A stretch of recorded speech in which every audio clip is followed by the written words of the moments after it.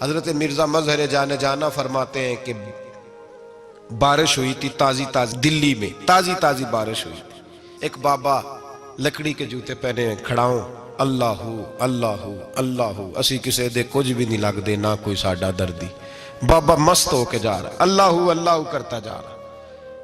ایک طوائف اپنے کوٹھے سے اتر کے تو سیڑھیوں پہ بیٹھی تھی، ساتھ اس کا یار بھی بیٹھا تھا. بابا اپنی مستی میں جا رہا تو بابا جی کے پیروں سے کچھ مٹی اڑی تو اس عورت کے کپڑوں پہ پڑ گئی. پرواہ ہی نہیں، بزرگ گزر رہے. وہ یار اس کا دوڑا ہوا آیا، اس نے آ کے تھپڑ مارا. کا خیال نہیں سارے اس کے کپڑے آلودہ کر دیے، تو کدھر، تیرا دماغ نہیں ٹھیک؟ بابے نے نظر اٹھائی، کہا بیٹے میں نے دیکھا نہیں، چل اللہ تیرا بھلا کرے، تو نے بدلہ لے لیا. بابا جی چپ کر کے وَإِذَا خَاطَبَهُمُ الْجَاهِلُونَ قَالُوا السَّلَامَ، چپ کر کے گزر گئے.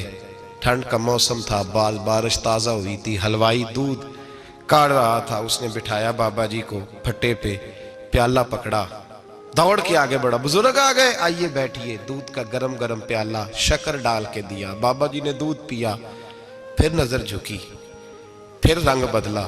کہنے لگے مالک تو کتنا بے نیاز ہے، کہیں تھپڑ مرواتا ہے، کہیں دودھ پلاتا ہے. تیری بے نیازی ہے نا، ادھر تھپڑ مروایا، یہاں دودھ پلایا، تو ہی جانتا ہے تیرے رنگ کیا ہے. ابھی بابا وہیں بیٹھا تھا، دوڑے آئے پیچھے سے لوگ، شور ہوا. بابے کو دبوچ کے وہاں لے گئے جہاں اس نوجوان نے تھپڑ مارا تھا. کہا تو اللہ کا بندہ ہے، اللہ کے بندے بد دعا تو نہیں دیتے. ہوا کیا؟ کہا تو نے بد دعا دی ہے؟ کہا نہیں دی، بات بتاؤ. کہنے لگے اس نے تجھے تھپڑ مارا ہے، چھت پہ چڑھا ہے، پیر پھسلا ہے، گردن کے بل گرا ہے، منکا ٹوٹ گیا، مر گیا ہے، تو نے بد دعا دی ہے. بابا جی کہنے لگے یار میں نے تو دوسرا لفظ بھی نہیں کہا، بھلا ہو کہہ کے گزرا ہوں، میں نے نہیں بد دعا دی. کہا تو نے دی ہے تبھی تو مر گیا. کہا نہیں دی. کہا بابا تو بزرگ آدمی ہے، سچ بول. تو بابا جی کہنے لگے سچ سنو. پھر میں آ رہا تھا، میرے پیروں سے مٹی اڑی، اس کے یار کے کپڑوں پہ پڑی، اسے برا لگا، اس نے مجھے مارا. جب اس نے مجھے مارا تو میں کوئی لاوارث تو نہیں تھا، جب اس نے مجھے مارا تو میں کوئی لاوارث تو نہیں تھا. مجھے دشمنوں نہ چھیڑو، میرا ہے کوئی جہاں میں ابھی پکار لوں گا، نہیں دور ہے مدینہ. اس نے مجھے مارا تو میں کوئی لاوارث تھا کہ میرا بدلہ کوئی نہ لیتا. اس نے مجھے مارا ہے تو میرے یار کو برا لگا تو اس نے اسے مار دیا ہے، میری تو غلطی کوئی نہیں. یاروں کا جھگڑا ہے، یہ تو دوستوں کا جھگڑا ہے، یہ تو یاروں کا جھگڑا ہے، کوئی غلطی نہیں میری، کوئی غلطی نہیں. خش خش جنہ قدر نہیں میرا، اے میرے صاحب نو وڈیاں، میں تے گلیاں دا روڑا کوڑا، میں گلیاں دا روڑا کوڑا. میں نو محل چڑھایا ہے سائیاں، میں نو محل چڑھایا ہے سائیاں. فرمایا اس نے مجھے لوارث سمجھا تھا کہ تھپڑ مار کے گزر جائے، میرا کو پوچھے گا ہی نہیں. میرے رسول پاک علیہ السلام کے بارے میں رب فرماتا ہے ابھی میں تو تیرے ہوتے ہوئے کافر کو سزا نہیں دیتا کہ تو موجود ہے. یاد رکھیں حضرت فضیل بن عیاض فرماتے ہیں ایک جوان تھا، مسجد میں آیا، لوگوں سے کہنے لگا روٹی کھلاؤ. کسی نے توجہ نہ کی. اس نے کہا میں رب بتانے والا ہوں، میری طرف دیکھو تو صحیح. کسی شخص نے خیال ہی نہ کیا. پھر اس نے کہا یار تھوڑا سوچو. نمازیوں سے کہا، اہل علاقہ سے کہا، انہوں نے کہا تیری طرح کے بڑے درویش دیکھیں. مسجد کے محراب میں وہ رب کریم کا بندہ انتقال کر گیا. جب فوت ہو گیا نا، لوگوں کا مزاج ہے، بیمار کو دوائی نہیں دیتے، جنازے پہ وقت پہ پہنچ جاتے. جب کوئی گر رہا ہوتا ہے تو سہارا کوئی نہیں دیتا، جب کوئی گر جاتا ہے، ٹانگ ٹوٹ جاتی ہے تو تیمارداری کو زمانہ پہنچ جاتا ہے. اور بزرگ وہ نوجوان اللہ کا نیک بندہ مسجد کے محراب میں فوت ہو گیا. حضرت فضیل ابن عیاض کہتے ہیں امام صاحب نے اعلان کیا چندہ دو، کوئی لاوارث فوت ہو گیا، کفن دینا. چندہ کٹھا ہوا، کفن خریدا، جنازہ پڑا. عشاء کے بعد دفن کر کے آئے.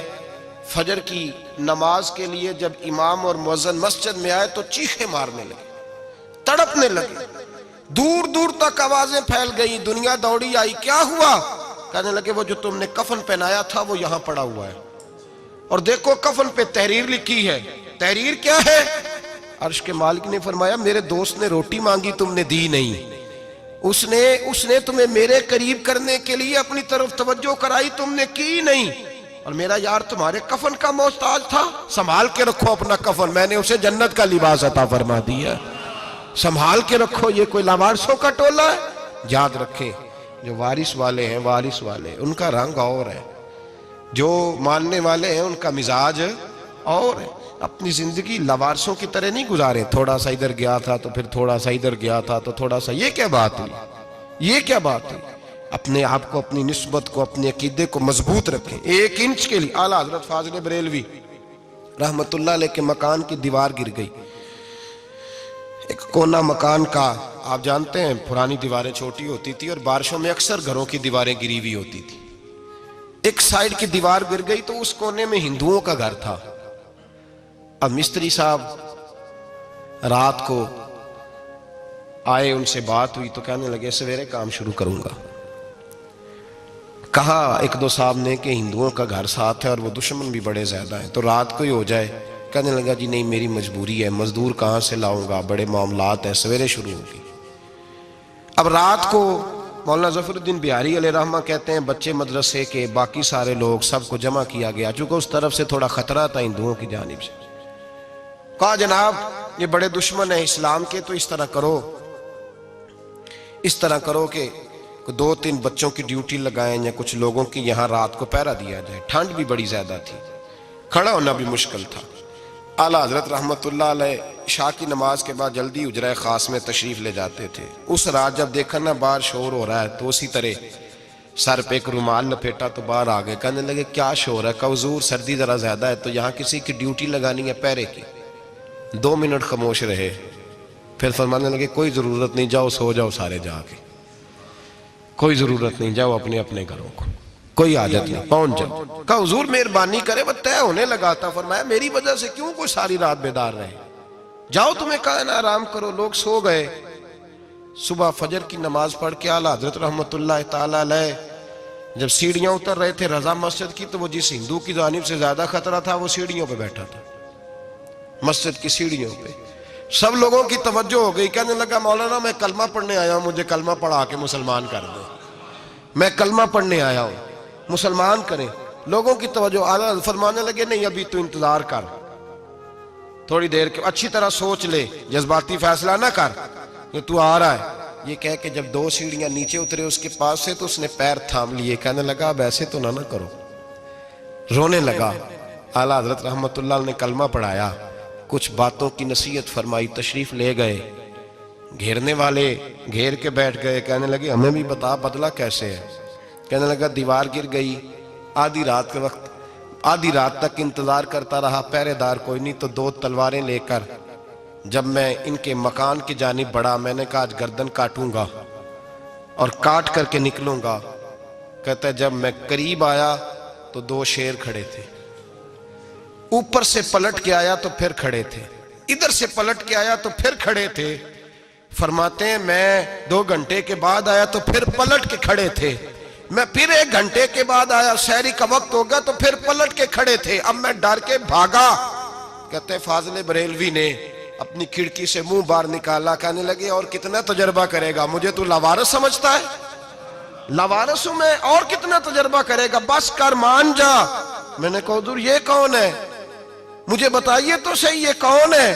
تو کہنے لگے میں نے ساری زندگی رسول اللہ کی عظمت کا دفاع کیا ہے، ساری زندگی غوث اعظم کے نعرے لگائے ہیں، ابھی تو یہ مدد صرف غوث پاک جیلانی کی بھیجی ہوئی ہے، ابھی تو غوث اعظم کی بھیجی ہوئی مدد ہے، مولا علی ابھی پیچھے ہیں، 2 جہاں کے محبوب ابھی اس سے پیچھے ہیں، وہ تو ابھی پیچھے ہیں، پیچھے کھڑے ہیں کہ ضرورت پڑی تو ہم بھی تیار بیٹھے ہیں۔ او بھائی آج رواج ہو گیا، رواج، میں نے 2-4 دن پہلے بھی کہا تھا، لوگ کہتے ہیں نہیں کوئی نہیں ضرورت، سامنے سارا کچھ نظر آ رہا ہے۔ او خدا کے بندو یاد رکھو، نسبت ہے بڑی چیز، جانے تو دو میں اگر کسی کو نسبت میسر آ گئی نا، نسبت، خالی دامن ہی مل گیا، تیرے ہاتھ میں کچھ ہے تو ہونی چاہیے نا، خالی دامن ہی تجھے کسی کا میسر آ گیا تو بچ گیا۔ اپنی نسبتوں کی حفاظت کریں، ان کو مضبوط کریں، ان پر محنت کریں، ان پر توجہ رکھیں۔ یہ نسبت جو ہوتی ہے نا، نسبت، یہ دیکھیں نا ایک گتہ ہے، عام کتاب کو لگا ہوا ہے تو جہاں مرضی رکھ دو، اس کی کوئی قدر نہیں، لیکن جو گتہ قرآن مجید کو لگ گیا ہے اس کو بغیر وضو چھونا جائز ہے۔ ایک پٹھے پہ اینٹ بنی ہے، جو باتھ روم میں لگ گئی وہاں بغیر جوتے کے جایا نہیں جا سکتا، اور جو مسجد میں لگ گئی وہاں جوتے پہن کے جایا نہیں جا سکتا. یہ نسبت ہے بڑی چیز. اگر میسر آئے نصیب ہو اپنی نسبت کو مضبوط کر کے رکھا کریں, اس کی جولانی کا مظاہرہ کیا کریں. اس نسبت میں روز توانائی آنی چاہیے. میں آپ کو بڑی ذمہ داری کے ساتھ ایک بات بتاتا ہوں تجربے کی. ہمیں جتنا کسی نے آ کے کہا ہے نا نسبت کے خلاف, ہماری نسبت اس سے زیادہ مضبوط ہوئی. ہمیں جتنا کسی نے آ کے کہا ہے نا جی آپ کو کیا ملا, آپ کو کیا ملا, تو ہم نے اتنا کہا یار جیسے جیسے تو کہتا جاتا ہے ہماری تو نسبت میں اضافہ ہوتا جاتا ہے, ہمارا تو مزاج بدلتا جاتا ہے. روز ایک نیا پردہ کھلتا ہے, روز ایک نیا رنگ واضح ہوتا ہے, روز ایک نئی توانائی. ابھی تھوڑے دن کی بات ہے, ایک مولانا شرف الدین صاحب ہے, مفتی صاحب, میرے حضرت صاحب کے مرید ہوئے. مفتی تھے, عالم آدمی تھے, سرکار تاج الشریعہ, ہمارے شیخ سے بیعت کی. اب ہمارے حضرت صاحب کا اس وقت حال وہی ہے وَرَأَيْتَ النَّاسَ يَدْخُلُونَ فِي دِينِ اللَّهِ أَفْوَاجًا. اب فوجوں کی فوجیں لوگ آتے ہیں. ہم نے دیکھا ہے صرف خالی مرید ہونے والے باہر سینکڑوں کی تعداد میں ہزاروں لوگ بیٹھے ہیں کہ صرف بیعت اتنا کہہ دیں ہم نے قبول کیا. اس عالم میں اور جہاں حضرت صاحب کا اعلان ہو جائے کہ تشریف لا رہے ہیں وہاں لاکھوں کا مجمع جمع ہو جاتا ہے اور ایک جھلک دیکھنے کو لوگ ترستے رہتے ہیں. یہ کیفیت ہم نے دیکھی. وہ دور گزر گیا, کبھی ایسا بھی ہوتا تھا ایک میں ہوتا تھا, ایک تو ہوتا تھا, اور تیسری تنہائی ہوتی تھی. وہ دور بیت جاتا ہے, وہ لمحے کسی کسی کو نصیب آتے ہیں. حضرت کا وہ مولانا شرف الدین صاحب کہتے ہیں مرید ہوا, تو مرید ہوا مجمع میں, رسی حضرت پھینکتے ہیں یا چادر پھینکتے ہیں تو پکڑ کے مرید ہوا, تو ساتھ ساتھ اور چادریں باندھی تھی, لوگوں نے پکڑی ہوئی تھی. ایک مولانا, میں جب بیعت ہو کے آیا ان کو بتایا تو مجھے کہنے لگے یار تو ایسی جگہ مرید ہو گیا جو تیری بات بھی نہ سن سکیں, جن کو تو دکھڑا بھی نہ سنا سکے, جو مصروف ہی بڑے رہتے ہیں, کہاں مرید ہو گیا تو. ایسے پیر کا بیعت ہوتا جہاں تو جاتا وہ تیرے پاس آتے, گفتگو ہوتی, بات چیت ہوتی. کہتے جب انہوں نے مجھے بہت زیادہ قائل کیا نا, بہت زیادہ, تو میں نے ارادہ کر لیا, میں نے کہا بات ٹھیک ہے, بیعت کہیں اور ہونا چاہیے تھا. کہتے میں عشاء کے بعد سویا تو حضرت صاحب مجھے خواب میں ملے, خواب میں, اور فرمانے لگے مولانا جب آپ مرید ہوئے تھے تو آپ اس جانب بیٹھے تھے, اس کونے میں آپ تھے, اتنے لوگ آپ سے پہلے تھے, اس حال میں آپ مرید ہوئے تھے, اور جہاں تک بات چیت کرنے کی بات ہے تو آپ نے جو دل میں سوچا تھا وہ میں نے آ کے آپ کو بتا دیا ہے. پھر بھی بڑی ضرورت ہو تو میرے صاحبزادے کا نمبر لے لیں اور فون کر لیا کریں, بات ہو جایا کرے گی. کہتے ہیں یہ ابھی بات ہو ہی رہی تھی کہ میرے دروازے پہ دستک ہوئی تو میری آنکھ کھل گئی, میری آنکھ کھلی تو میں پریشان ہوں کہ نمبر تو ملا نہیں. ایک انجینئر صاحب میرے محلے میں رہتے تھے, فرماتے ہیں وہ شام کو میرے پاس آئے اور کہنے لگے مولانا سنا ہے آپ حضرت مفتی اختر رضا صاحب سے مرید ہو گئے. میں نے کہا ہاں, تو کہنے لگے میں ان کے مدرسے میں کام کر کے آئے ہوں, میرے پاس ان کے بیٹے کا نمبر ہے, چاہیے آپ کو؟ نمبر ہے چاہیے. کہتے ہیں نمبر مجھے وہ شام کو گھر آ کے دے گئے.